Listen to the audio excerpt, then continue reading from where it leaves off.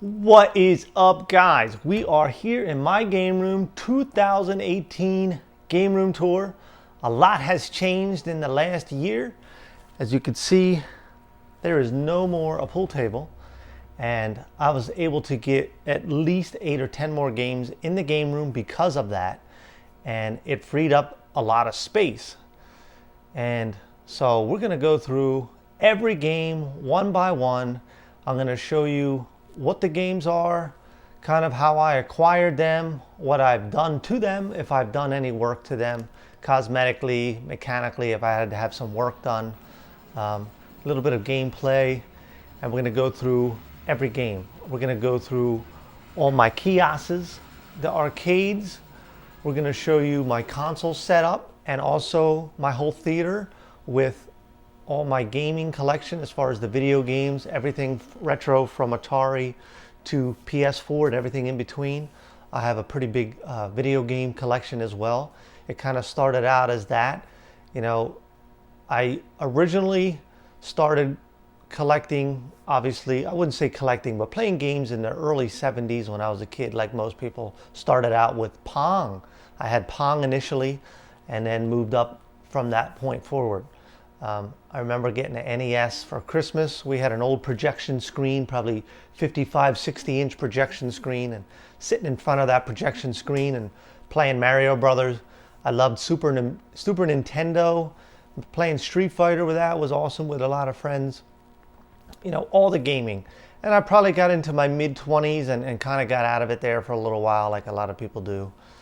I probably picked it back up, I'd say, when the 360 came out. Now, even Dreamcast. I mean, I really had all the systems throughout the time, but there was a time where I kind of fell off a little bit. I mean, I still played, but not as much.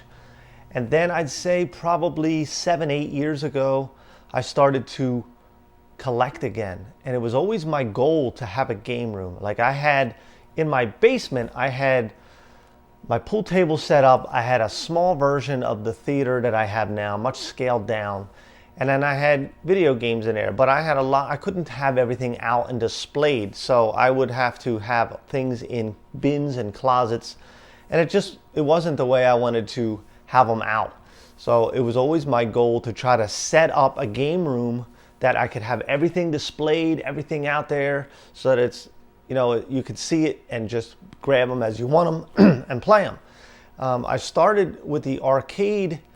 It came out where one day I got a phone call and a buddy called me up and he's like, yo, right up the street, there's this game on the curb. Now, I wasn't even collecting arcades at the time. I did make a couple bar tops, and I did the full-size arcade that I'll show you in a little while, but I wasn't collecting actual cabinets yet. So he gave me a call and he told me, check this out, you know, go look at it. It was only right up the road. I went out there and it was a Mega Touch. So I didn't know anything about it. It's sitting out on the side of the road. I went and knocked on the door and I asked the guy, I'm like, what's the story with the Mega Touch? I didn't even know what I was going to do with this thing. It didn't work. It looked cool. I'm like, man, I could make something out of it. I don't know. It just made me want to get it. So I called my wife up and I told her, I'm like, you need to come stand here on the side of the road while I go back and get my truck, because in the time that I would go do that, somebody could potentially take it. So luckily she was home from work that day and she went over there, and while I was there, I asked the guy, I'm like, well, what else do you have? Like, how did you have this game? And I got talking to the guy and he told me that he, you know, he's out there and he's vending games. So he's an operator, and when some of these games don't work for these guys, if it's not worth it to them, they just toss it. So it was out on the side. And I said, well, do you have anything else? Is there anything else that you might have that I could be interested in? So he said, oh, I got this racing game. I'm like, oh, well, I already had built my racing sim, but I had a buddy that was looking for one. I was like, well, what do you have? Do you mind if I look at it? So I went in there, and I believe it was a Cruis'n Exotica, but it was gutted. He had put, or was going to put, an LCD screen in there. Again, I didn't know anything about these things. But then I saw a Neo Geo in there. And again, I know what Neo Geo is, but I wasn't really aware of what I was actually looking at. And what it was it was a 6 slot.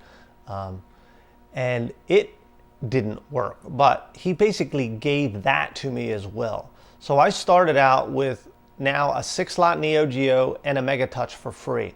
And that was the beginning of where we are today.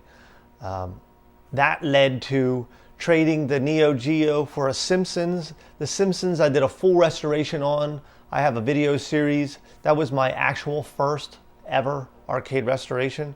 I look back now and I see a lot of things that I do differently, but you gotta start somewhere. Everybody starts somewhere.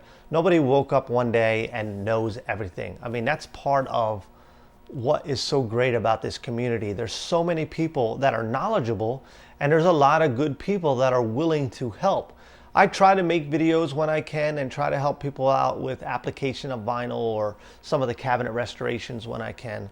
But there's so many people that I have met, great, amazing people that are very, very knowledgeable.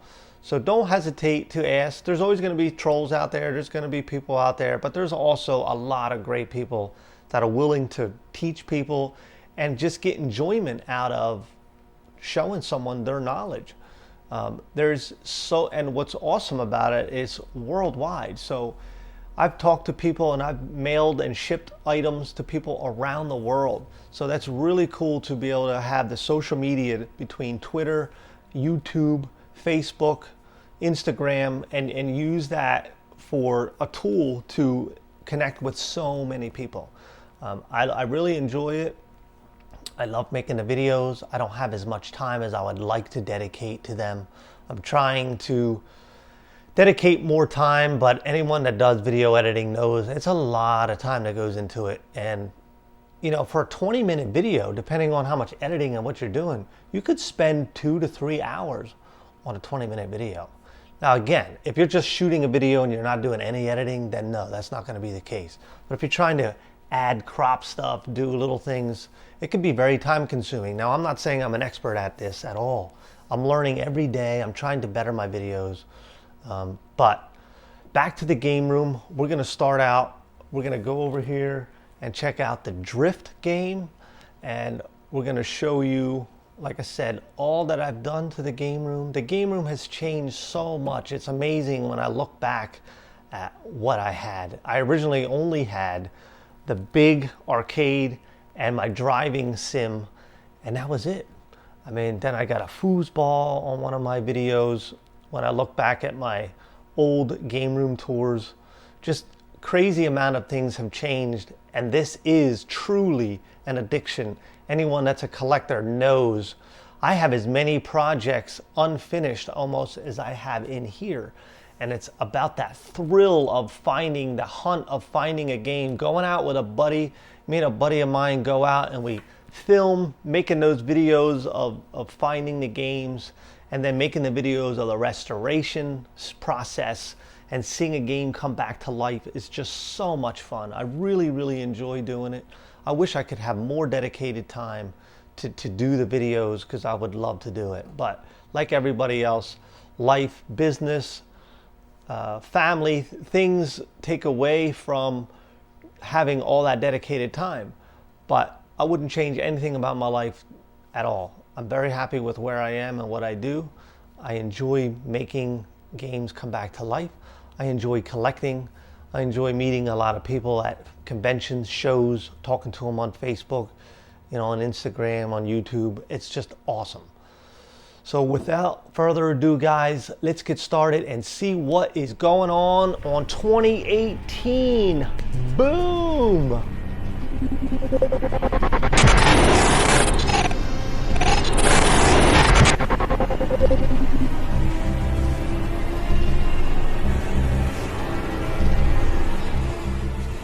All right, guys, so here we are at my Drift, the Fast and Furious Drift.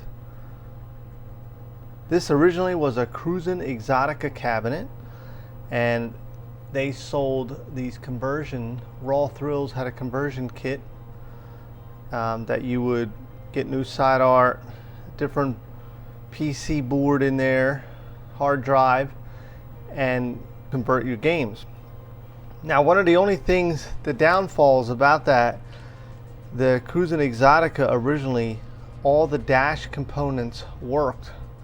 Now there are some functions that are still working, but the actual TAC and the digital readout is no longer used, to my knowledge, unless for some reason this one has been disconnected. But I think that that feature was lost when a conversion took place. Nevertheless, I was able to pick up this game. This actually I got for free. I had to drive up about 2.5 hours away up north. I had a friend that told me about it. You know, he got the game, he got it free, and he tried to get it to working and couldn't get it to work. This is a very heavy cabinet and it takes up a lot of real estate.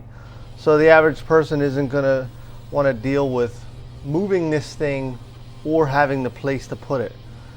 So I took the game, I brought it back, and me and my buddy Christian, he basically, through the week at work, we were looking at it and come to the conclusion that the only thing that was wrong with it was a watch battery. So when the game was booting up, it was coming on, but there was no display on the screen. It was sitting in a mode where until you continued forward, it wouldn't transition the picture onto this monitor. But we hooked up a PC monitor and you could see that error message come up. Once we changed that battery, then it automatically enabled the picture to show back up on the CRT. So that took about a couple days to figure that out, but nevertheless, this game I got at basically only cost of driving up north and tolls to get it. Next up is Sega Power Drift. This is a game originally seen just in MAME playing it. I remember seeing this. I like the style. It's very pixelated style game. The cabinet is similar to like an Outrun or something like that. Stand-up driver. This game is in really, really good condition. I bought this game as is. Basically had to do nothing to it again. What's cool about it, it has course A, course B, course C, course D, and E. And in each course section, there's going to be 4 tracks, sometimes 5. So there's a lot of tracks to this. You basically shift high and low speed and steer, gas and pedal, and that's it. A lot of fun. It's just a quick game. It's not something that's in depth. There's no story to it or anything, but let's give this a shot. Welcome to our fighting circuit. Do your best and good luck. Circle number 1. 3, 2, 1, go. I find that just letting off the gas on the corners, sometimes upshifting. Oh man, that guy messed me up. This monitor looks really, really good. So I got that going, which is nice.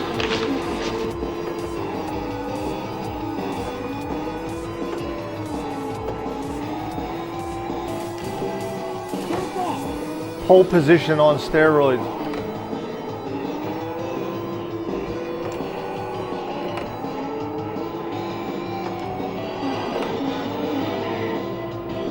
Just letting off the gas on the corners seems to be the way to go.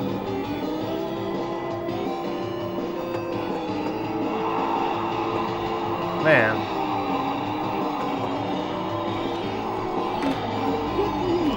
Third place. Definitely a really cool game.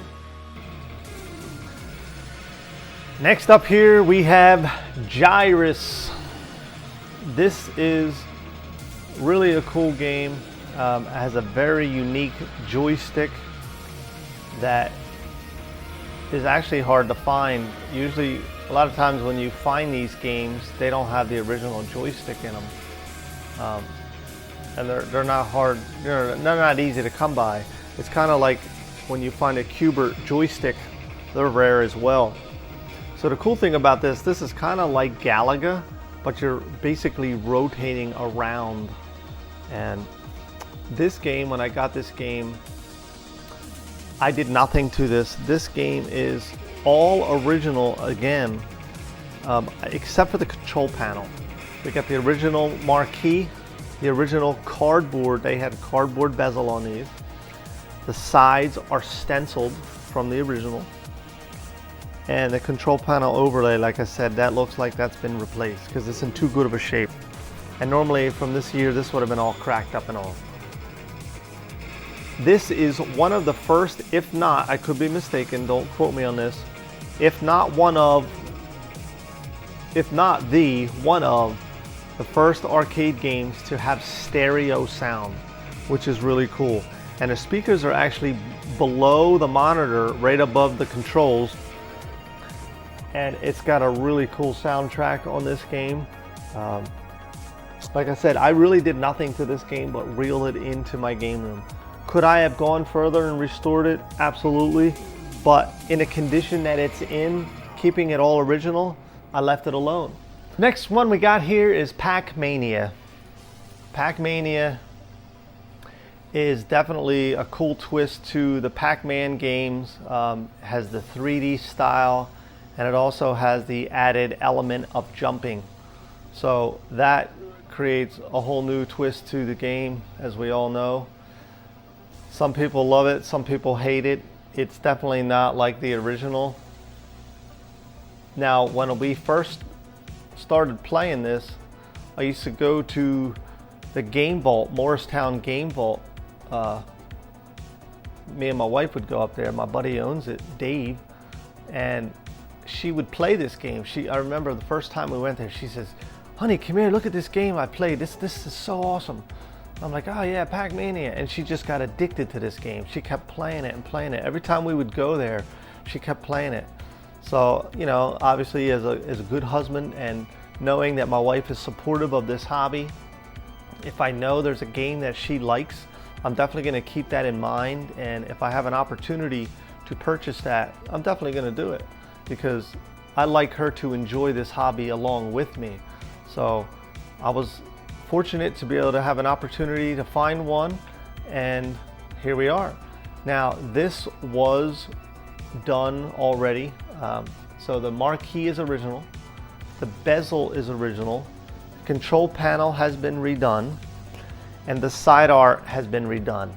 Now, the person that did the restoration on this did not do an amazing job. There's a lot of things that could have been done better. Overall, to quickly look at it, it's sound, it looks good. The game plays good, there's nothing mechanically wrong with it. And if you see right here, it has a very unique joystick for this game. So that makes this game very unique. As you're playing it, it definitely has a different feel than your normal Miss Pac-Man joystick. The game, like I said, to look at it overall is pretty good. They put full white side decal and then the medallion side art on top of that. But like I said, it does look good, but it's just not at the level that I would try to take my games to. But it's another game that I probably won't redo just because I have so many projects, and if something looks decent, there's no point in me going further because I just don't have that kind of time to invest. Next, we have My Burger Time. This is my wife's absolutely favorite game, and for me, it's one of my favorite art style or art games as far as the art for the cabinet itself. I think it's amazing. It's just really, it screams classic. And I was able to purchase this. It was already restored from a fellow collector. They did a decent job. Overall, it's pretty good. There's things that could have been done a little better, but I'm not going to sit there and go through the process of redoing it when it looks as good as it does. So I'm not going to worry about it. You can see the marquee is original. It's slightly faded. The bezel is original. The control panel overlay has been redone, but it looks like new old stock was applied. The front is original. The sides on these games originally were stenciled, but someone did a full color digital print. Now a lot of guys are like, oh, it's not original. It's not. And definitely if it was still to have the original sides, that would have been cool. But it wasn't a deal breaker for me, because if I really wanted to go that route, I could still easily do that myself. I may do that someday. Now, what you see scrolling here is I have some issues with the monitor.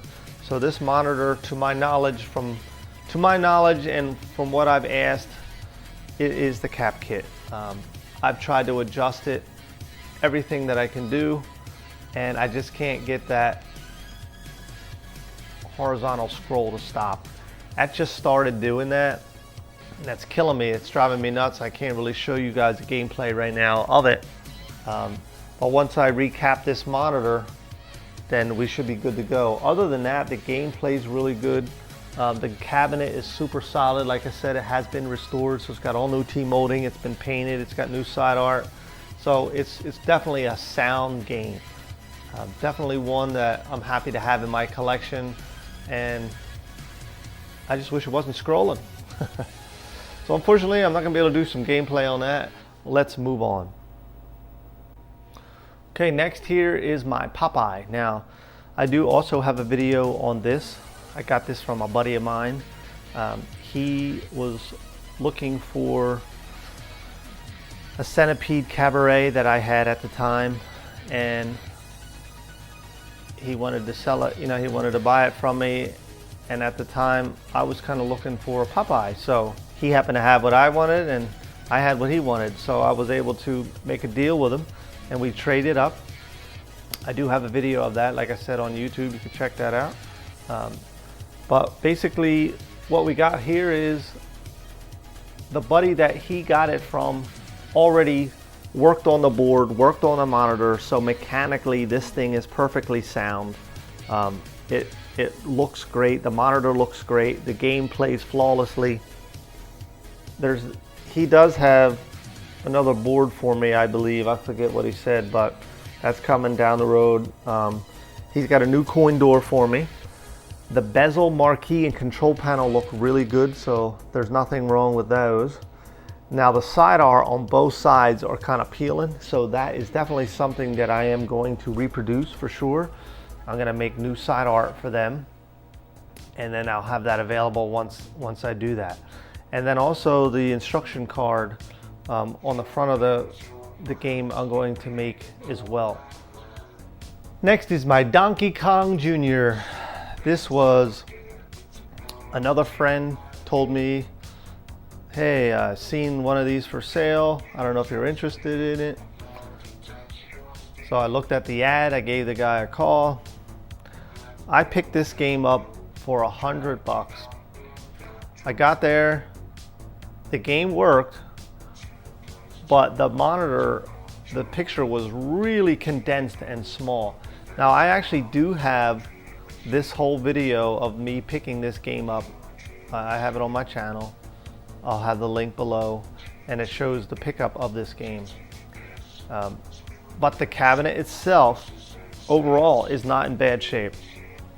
I ended up putting new T-molding on it.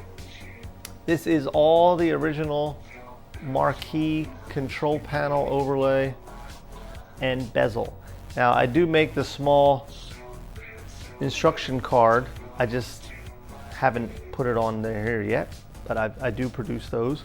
And the side art is where I really focused on. I reproduced, vectorized the artwork for that. So it actually didn't even have any side art on it when I purchased the game. There was no side art. I had to put a new cap kit in it, and then the monitor came back like $1 million.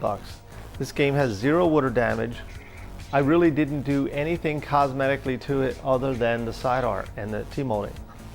Now what I did do, if you see that says Remix, I did put a daughter board add-on, which doesn't require any soldering, and it just baby backs onto the other board. And now I have the Remix and the original, and it's on free play and saves high score.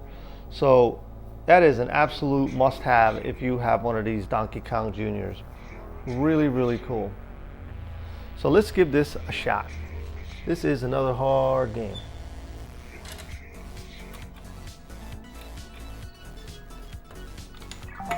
Now you have the option, you see remixed or classic, see how they're blinking? You can choose either one. So we're gonna go to remix because maybe some of you have not seen this game play before.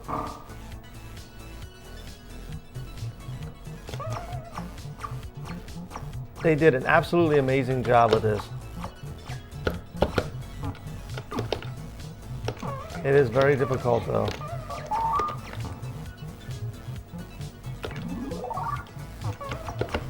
And I am not that good.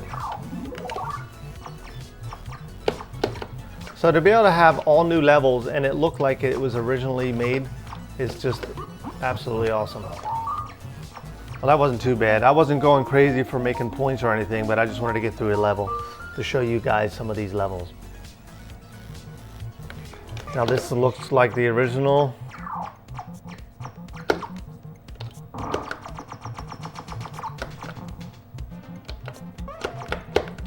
Woo.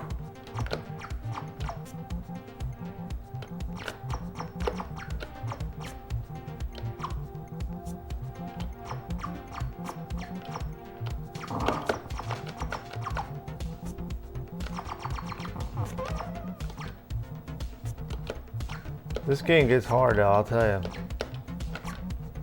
Another one I need to concentrate on and try to get better at.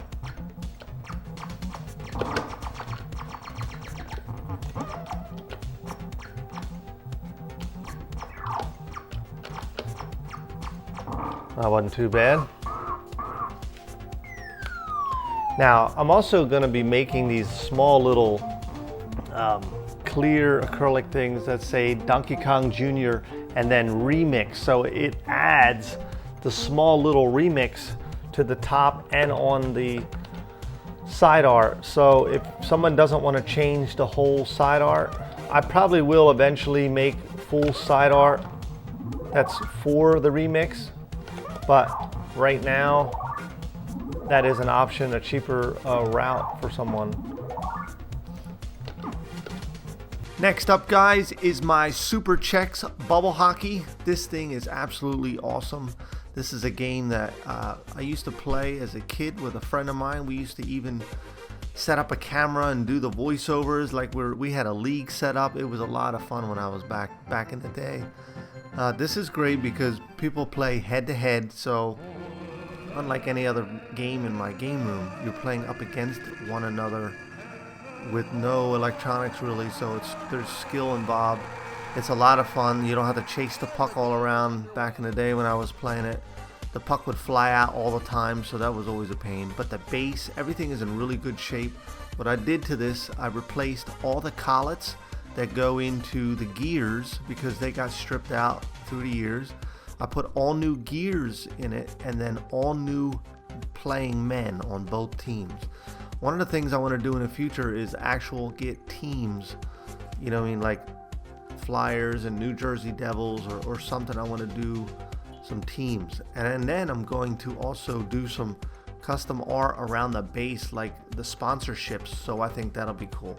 Now, I played in a league and I actually raised it up about 3 inches on a base, so that's probably something else I want to do on the ground that this sets up on, and that'll make it a little easier on your back because it's a little low. But other than that, awesome game. This is something that people play a lot when they're at my game room, so that is my Super Chex Bubble Hockey. Here is Miss Pac-Man Cabaret. This does have the speed chip in it. It does not have free play though, so you do have to credit it up. I got this game. This was all in original condition. One of my good friends and clients wanted a custom version of this, so it gave me the incentive. This still needed some work, so I know the originals have the wood grain. I just was never a huge fan of that, even though that's the original style, because it kind of looked like just a big table, like when you're in school, the cafeteria table on the side. And the reason they did that is when they made these cabarets, they would put those into locations in bars and stuff, and they didn't want all that glamour and arcade artwork like you'd see in a normal arcade. And these were smaller scaled. It was kind of like a scaled down version of the originals. The games would play exactly the same, but they had stripped down art. They would mainly just have front art, control panel, bezel, and marquee. Some games did have the full side art, and this Space Zap here was a prime example of that it did have full side art. But a majority of the games, even from Atari, were just wood grain. So I've been doing a lot of the custom side art for a lot of these titles, and a lot of people seem to like it. You know, you could still keep the original wood grain underneath. So if you did want to be a purist and take it off down the road, that's still an option. It's still there. But if the game is so damaged and needs to be repaired anyway, it really doesn't make a difference. So on this, basically, I did a full restoration cosmetically. I did keep the original wood grain, but I did have to do some body work, repair work. I did all new graphics. I redid the coin door, stripped the control panel overlay, did that. I did keep the original bezel. Now I do the artwork, but my bezel isn't that bad. And the marquee is original. Okay, now we're moving to Space Zap. This is a cabaret version. They do have a full-size version. I first saw this game when I went to Todd Tuckey's and I saw his cabaret collection, and I played the game for the first time. This is a very simplistic game, but it's really addicting and it's extremely challenging. It's basically like reflexes, kind of like Simon Says. Just 4 buttons, 4 directions, up, down, left, right, and shoot. So basically you're the center and you're trying to protect yourself from things that are flying in towards you, and they come from all different sides. And obviously once it hits, you're dead. It sounds very simple, right? Well, it is, but this game is badass. So Space Zap. Now you can see the marquee. This cabinet is actually in really good shape. All original here. I did nothing to this game. This basically came to me as is. The bezel is in really good shape. There's no flaking. The marquee's in excellent shape. The side art is great. The control panel could use some love. It has some pitting and a little bit of rust. If I have time, I probably am going to strip that down and get it repowder coated and then do the art again. Now the difference on this control panel though is it is silkscreen. So I would either have to do that, and it's not worth, if anyone knows anything about silkscreening, you can't be doing one. So I'd be probably making a run of these. But the problem is people would have to send me their control panel, and because this is not an easy control panel to produce, because of around these buttons they're raised. So that this makes this isn't just bends like a traditional and holes in it. There's actually raised areas around this. So this would be a lot more difficult to reproduce. So I could do a control panel overlay over the areas on the front and the back. It wouldn't be exactly like original. So that's one of the reasons why I haven't done it yet. So let's give this game a shot. I'll show you what this is all about. Space Zap. Super cool game. And this is actually just a black and white monitor, and it's an overlay on the screen itself.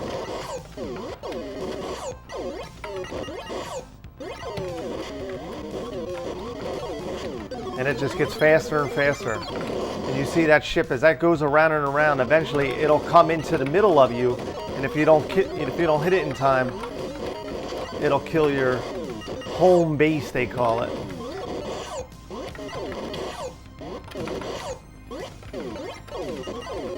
It'll get really fast. It's just a game of reflexes.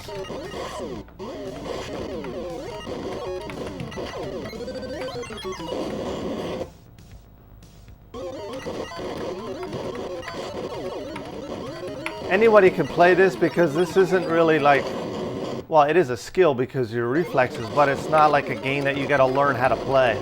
There's really not much to learn other than don't get killed. So here's a classic for you, Commando. I remember this as a kid. This was a $50 pickup. Somebody tagged me and said, hey, you may be interested in this. This was upstate New York. And it's about two and a half hours from me. I went with a buddy of mine, Ed, and we picked this up. It actually was really not that bad of a shape, but this was a game that I really loved as a kid. It's so freaking hard though. I still can't even I barely can get out of the second level. I don't know what the hell it is with this game. It is incredibly difficult. But I did do a full restoration on this. I repainted the entire cab, and all the art is completely redone. The control panel overlay, vectorized that, completely did that over. New cardboard bezel. The marquee is reverse mounted on 3/16 Lexan. I did that, that's all new. The side art, I re-vectorized and printed that. All this art is available on my website. And new plexi for the front because this bezel is actually not reverse mounted, so it's got the cardboard style, but that's how it was originally, so I kept it the same way as it was. And basically repainted, put a cap kit in the monitor. It doesn't look terrible, but it's a slight bit washed out, but it actually doesn't look bad when the lights are out. Other than that, the game was solid. Cap kit on the monitor, and cosmetically, that's it. I mean, other than that, the game had 0 water damage. It didn't have much work that needed to be done. All right, guys, up next is my Blast City, and I have a Ghouls and Ghosts marquee in there now, as you can see, but that's really easy to be interchangeable, and I'm going to be selling several different art packages for these, which will include the marquee and the move list below. This is a CRT monitor, and they can be rotated. And there's just so many features to these Blast City cabinets that make these very unique and extremely high value in the arcade world. There's a lot of people that are looking for these, and the fact that they're all metal and plastic make them very, very durable down the road for getting beat up. It's just, they're absolutely a great design, imported from Japan. There's a lot of them out there now, but these are definitely extremely collectible item. Well, one of the nice things about the Blast City cabinets is all the controls under the control panel. You can turn off the game right here. You can credit up. You can degauss the monitor, adjust the volume, and then right here I was able to adjust the vertical size, horizontal size, and position right here instantly, and be able to see it right on the screen without having to look around the back. So the Japanese were super smart about being able to do that. So now you can see that the monitor is actually centered perfectly. We have everything is centered, and I moved the whole picture up a little bit, so it looks a lot better. And one of the things that I've noticed is when you put different boards in, even though they're all JAMA, they're gonna have different sizes and different things. So you may have to tweak it each time you put a board in. It only takes a few minutes, but to get the best picture out of it, that's what you're gonna have to do. So absolutely, definitely cool. If you had to have one cabinet and you're a fan of the 90s type of thing, I would say probably the Blast is going to be your best bet, because this can be used for so many different things. Any JAMA board, all your Pandora's Box, your Blue Elf, anything JAMA. I mean, also you could have a 360 running here or a PS3 that's modded, and there's so many harnesses and so many options. It's comfortable. This monitor can actually be taken out and rotated to be a vertical. Now, in the ultimate situation, I'd have a second one of these that has a vertical monitor already in it. So then all your shmups, anything vertical game related, you could do that. Another nice thing about these is the metal construction. There's no wood like all the old classics that get water damage and split. So this is either fiberglass or metal, and it's going to be a lot more durable. These are small, so they can fit into even a basement. If somebody has a low ceiling, that's going to work out real well for you. I'm going to start offering different art here. Like you can see, that's a custom one right now, but I may do a Street Fighter because this is such a classic game that I want to do the Street Fighter up there, and then the control panel itself, I would like to do a Street Fighter version. So rather than having the generic blast, I would have the Street Fighter theme and then have the move list here. And these can be interchanged with just a few bolts. So I could see people wanting that, changing this and the marquee together with a move list. Absolutely cool. I also do the side art for these as well. I've done that already. That is on my website, so that is at availability. The marquees are something that I'm going to start to do, and these control panels. So any kit you have, just say it's a favorite game and you still only have a Pandora's box in there, you could just have the art that you want. So that is the Blast City. Definitely a really cool cabinet. One that I will definitely be holding on to for sure. Now, one of the things you will need if you play fighting games is a kick harness. I have two different boards that have kick harness adapters. One here actually shows you the volts coming in. 5 volts should be displayed right there on that LED screen. And then it will plug in and give you additional 3 lower buttons, because if you just stick a Pandora's box into the harness, you're not going to have any of those 3 bottom buttons. Another thing that I've done is, you see this panel that I've mounted the board to, can just slide right into the sleeve of these Blast Cities, and you can interchange them easily. Another thing that the harness has is stereo options. So you see here left and right. So Marvel vs. Capcom board had stereo inputs, so you could also plug that in, and a lot of the boards are just mono, so you would interchange those depending on what the game is. And on the Street Fighter board here, you can see that I actually had that adapter that I put onto the board here for the kick harness, and then the kick harness adapted right into that. So that made it, enabling the kick buttons. Next thing we're going to look at here is my Vuelix. It's kind of like a Vuelix knockoff, but honestly, I haven't played on a Vuelix, so I don't really know the whole differences of the two, but I absolutely love this cabinet. This thing has a 32-inch screen, as you can see. It came with a modded Xbox 360 in there.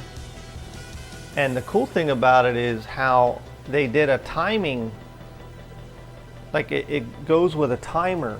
So if it's in a location or just even at home with your kids, each quarter, and I think you could set the difference, but each quarter actually gives you an allotted time. And you see this clock going downwards. Right now I think it's 3, almost 4 hours in there. So usually what I do is I'll just put in 6 hours or whatever when I have company over, and then it's basically on free play. But let's just say you had some kids or somewhere, and you could make each quarter allow for so long, and then once it's done, it just goes to the main menu, and you're not going to play anymore until you feed it more quarters. So the cool thing about it is how it's got 360 games. So for fighting games, this is absolutely awesome. It's the same kind of height as the Blast. You sit down with the small Japanese stools, super comfortable. And let's go through some of the games that's on here. Now there's not more. I mean, I could definitely get more, but right now this is what's on here. I'm not going to go through every title, but there's a lot of good fighting games like Marvel vs. Capcom 3, and that's actually the art that you see on the marquee right now. And the gentleman that I got it from, he gave me a few different marquees, as you can see here, that he had gotten made. So he's got the Marvel vs. Capcom, which is there now, Street Fighter vs. Tekken, which is really cool, and then he's got Street Fighter 5 or 4, I'm sorry, Street Fighter 4. So that is the three. No, then he has also the King of Fighters. So I can interchange these. They just slide in and out, which is really cool. And I could even obviously make more for myself if I wanted to. But really, really nice. And it just adds a little style to it. Now the only thing that sucks is you can see the light up there. So there is a light bulb that runs on across the top, and then it shines up on the marquee. Now I ordered these, there's a specific light bulb, I ordered that, and for some reason it's still not working. So I'm gonna have to dig a little deeper. I was hoping it was a simple light bulb fix, but I gotta go up there with a meter and make sure I'm getting power. We're down at the power supply, but something somewhere isn't right. But so back to the games. So fighting games are really, really good. He's got, now he had this preloaded when I bought this game, so I didn't even do any of this modification. Everything has been on here. Some of the shmups are on here. Mortal Kombat, Injustice. Another cool thing is the Arcade Live, Xbox Live. Now these games are absolutely awesome. So they're going to be more of your classic MAME type of games, but a lot of them are remastered or altered. I don't know if they're still available on Xbox Live or not. It would be a damn shame if they're not. But some of these games are really, really good.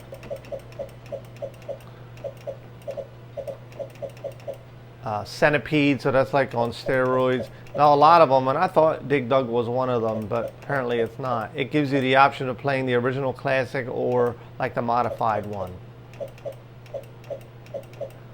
Let's see.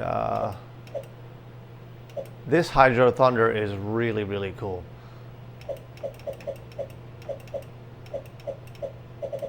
What's the one I'm looking for?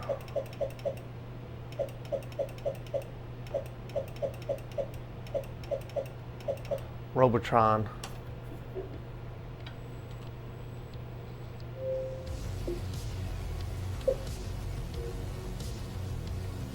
Now the screen is only 720, so that's not ideal. So I shut the lights out so we can see it a little bit better. So you go, see, we have original, play original arcade classic.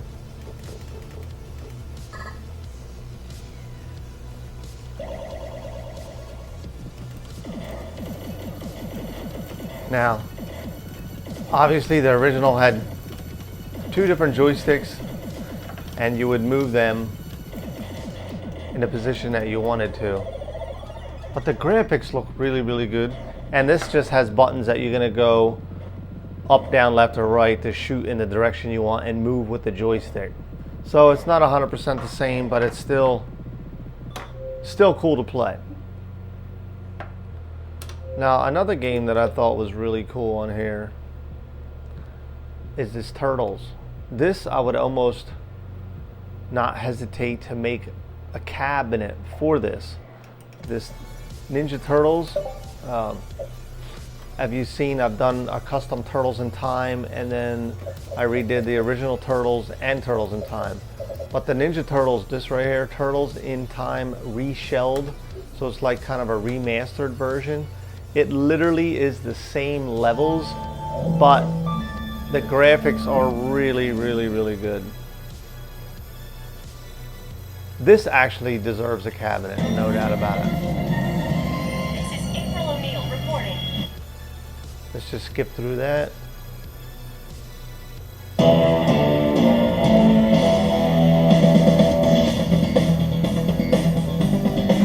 Let me turn that down a little bit.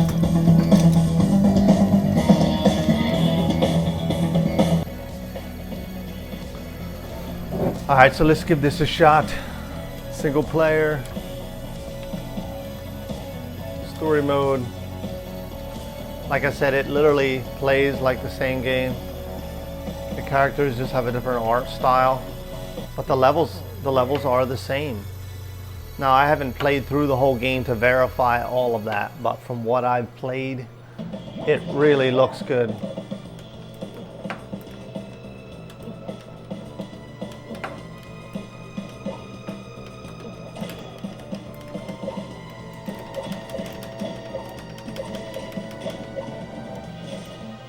I mean, look at that. It is up to 2-player. It might be 4, but I don't think so. It definitely is a 2-player game.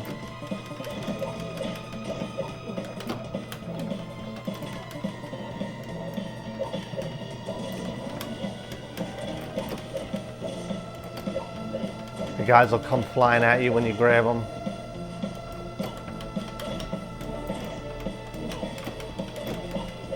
You can't not love a beat 'em up.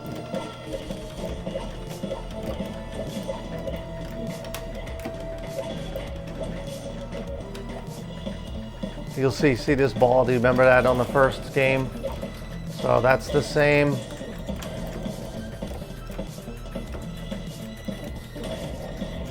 Pizza was here in the same original game. See how he came out 3D? It's really cool. Like I said, the same game, it just looks. It's the same game on steroids. So for new modern graphics and a screen, a widescreen, putting that in a monitor, you know, in an arcade, this would be a really cool game to do. It may have to be a project I take on.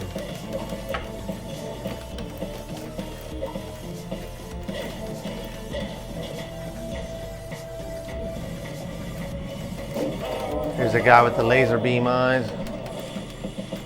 That was in the first levels.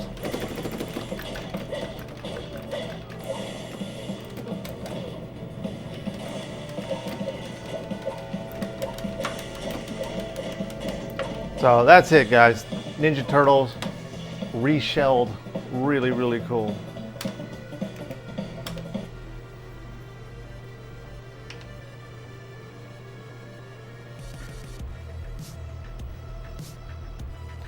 The other cool thing is this is all lighted down here.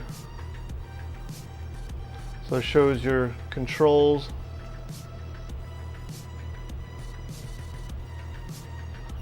Got my little character there.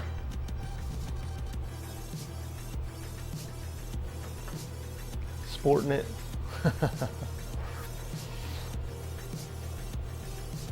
All right, let's move on. All right, guys, next up is Arctic Thunder. This is a badass game right here. I played this game first at a campground last year in Pennsylvania. Me and my wife and kids went up to camping up there. And most campgrounds have a little arcade, so obviously, you know, that's where I'm gonna go check. I go in there and I see they have this Arctic Thunder.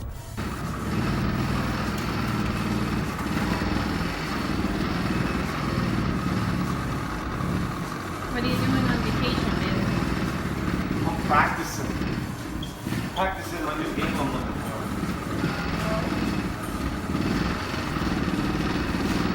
This thing's got a fan right here blowing on me in a hot summer day. This is perfect for the summer. brings you back to the winter time. Rumbling, feels shaking my butt. So I'm like, man, that is badass looking. The machine itself has a really cool look to it. Big sit-down seat here. You can see the seat rumbles. It has force feedback in the steering. The throttle is like a snowmobile and a jet ski. It's just using your thumb. And really one of the coolest features in this game is underneath the marquee above the monitor is these fans.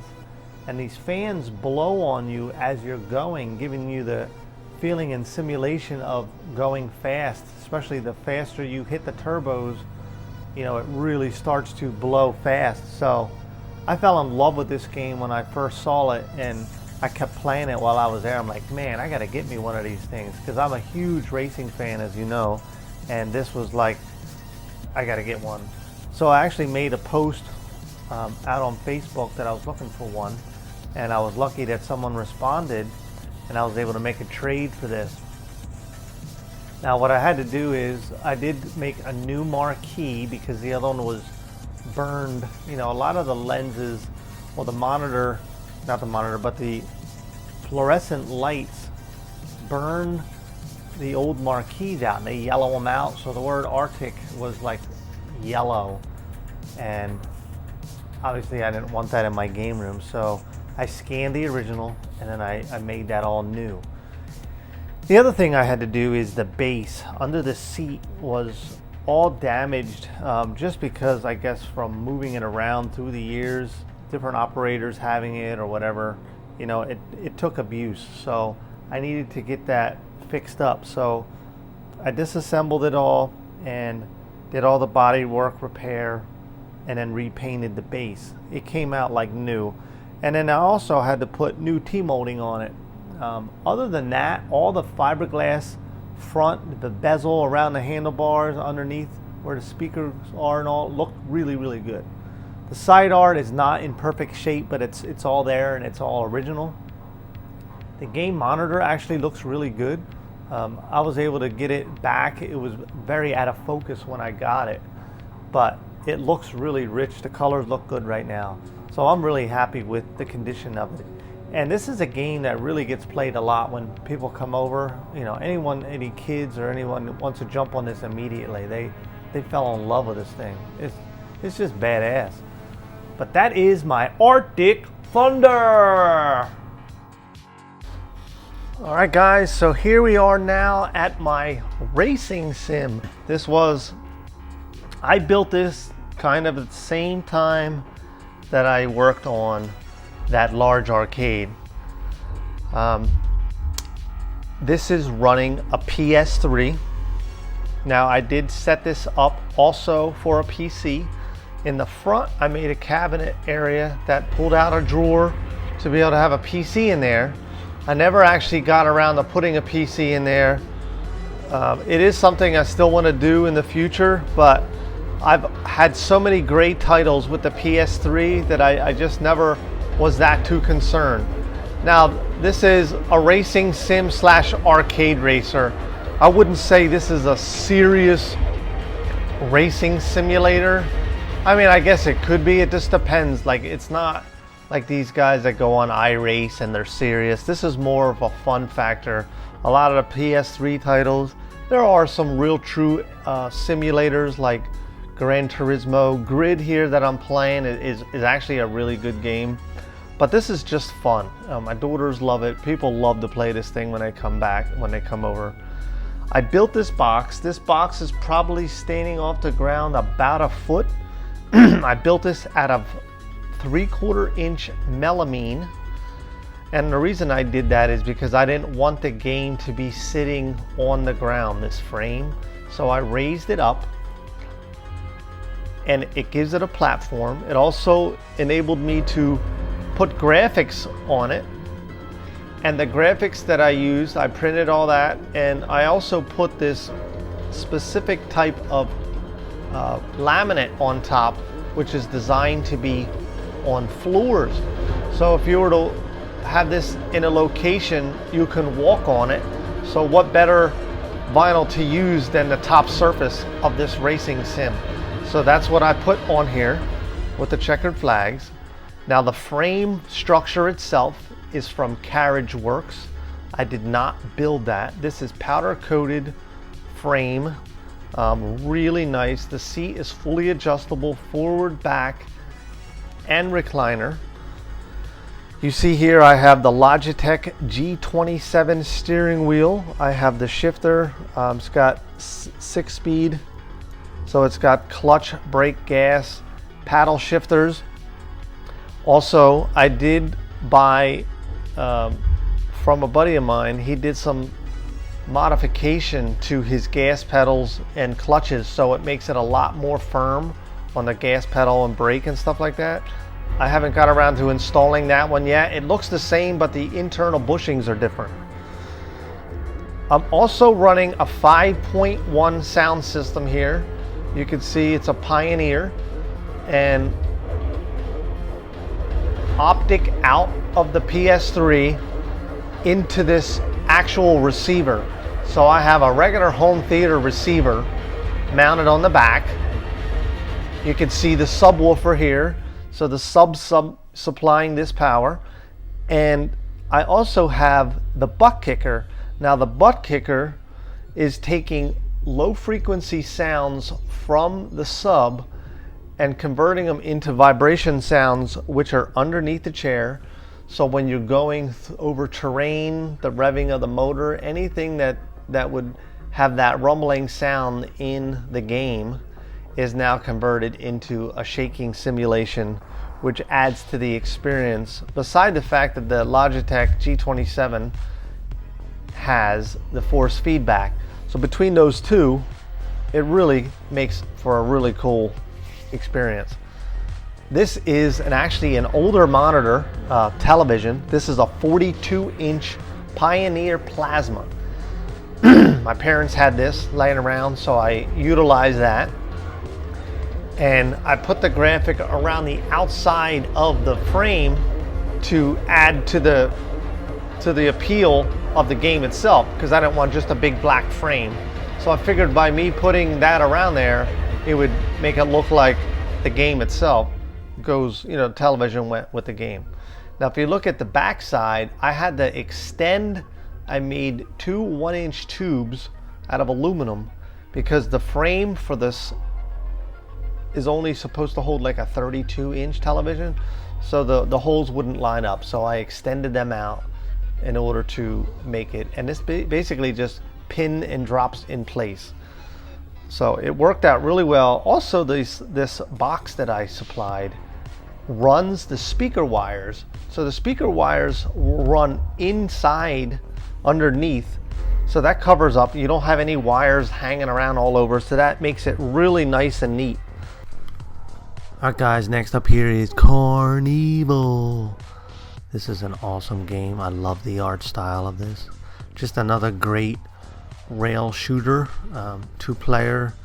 The shotguns are pump, which is really cool. You also can shoot off the screen, but it does have the pump action, which is really neat. It's got that really, I would say, the early 3D rendering, almost like N64 type of graphics to it. I don't know, I really like it. This is all in original condition. The control panel overlay has been worked on. You can see it shouldn't be completely black, but other than that, the side art, everything is original and it's in really, really good shape. I do plan to scan one of these side art so that I can reproduce these and make them available, just because I absolutely love the look of this. The marquee as well, and the bezel. But this particular one is in great shape, and it's running a PC inside, PC based. Now original PC hardware, but nevertheless it is a PC. I picked this up as is, didn't really do anything to it. I do have a new old stock control panel overlay that I'm going to scan in to make available, but other than that, I really don't need to do anything to this game. I will keep it as is, but this is just a lot of fun. This is Carnival. Well guys, that is going to wrap up episode 1, or part 1 of my game room tour. It's already a pretty long video and there's a lot more to cover. And this video as it is was recorded probably 2 months ago. So way behind. The game room has changed so much that I want to do an update. So basically what I'm going to do is I'm going to do my second portion as a live video, and I'll show you some of the changes, and there's still a lot more to cover that we didn't go through. So I know that it's already pretty long. I've gotten pretty good description of everything that we've covered. I feel like I went through each game up to this point. You know, like I said, there's still more that you haven't seen. But you gotta let me know if this is things that you like to see. These are the type of videos you like, because anyone that makes these videos knows how much work it is to do the editing, and that's kind of why it took so long. Just I don't have the time to dedicate. I wish I did, I really do, but it could take hours and hours and hours to do video editing. So I wanted to get this one out at least for now, and I'll probably let it go for a week or two, and then I'll keep an eye out for the live feed of the next portion, and I'll go through everything else. Probably not as detailed just because it takes so long. I'll kind of base it on how the feedback is of the people watching the video. So keep an eye out for that. Please like and subscribe if this is stuff that you like to see. And until next time, guys, I will see you then.